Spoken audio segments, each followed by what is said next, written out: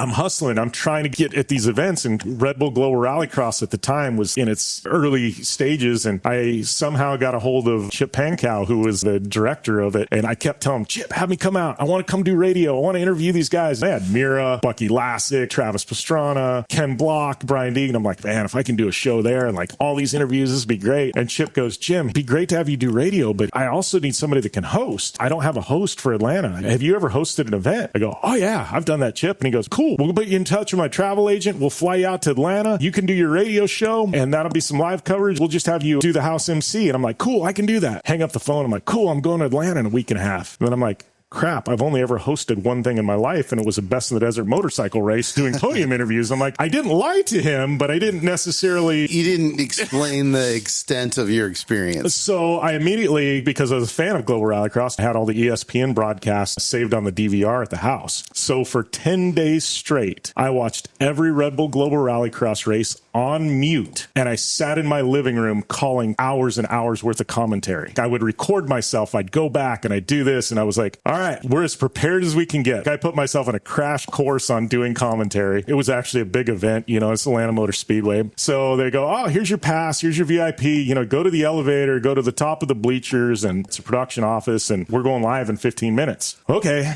So I go, and I'm like, man, this elevator, it's tall. It's tall. So we're at the tip top of Atlanta Motor Speedway, this huge NASCAR track. I walk in, and they're like, oh, Jim, you're a host. Okay, your spot's over there. Here's your production book. They hand me the microphone. I look, and it's all glass. I look down, and there's probably 25,000 people there. What did I get myself into? Right. I mean, if bricks was a thing, Jim bricks right there. So I'm sitting there, and there's this other guy, and he's like, I'm going to do the invocation and national anthem, and then we're going to hand it over to you, and we're going racing. He gets done with this thing, and he goes, all right, we're handing it over to our host for the next 2 days, Jim Beaver. And then I hear somebody in my ear. They're like, all right, 3, 2, 1, you're on, Jim. And I froze. I took a deep breath, and they're like, everything okay? Everything okay? And I was like, yep, it's cool. Give me a second. 10 seconds later, I just rolled into things, and I just started talking and talking and talking. And we get 4 hours in. They're like, all right, got a break. One of the guys comes up. They're like, you've called a lot of races, haven't you? They're like, this is great. Like, can we get your number? We may have some more events in Atlanta we'd like to hire you at. And I was like, oh, all right. And I talked through the next day and a half, and GRC's like, dude, that was phenomenal. Let's have you out at Charlotte Motor Speedway again in 2 weeks. And so it was just one of those, I crash coursed myself for 10 days. And now I've done so much television and everything else, but it all started with, like I said, not a lie, but not fully telling the truth. But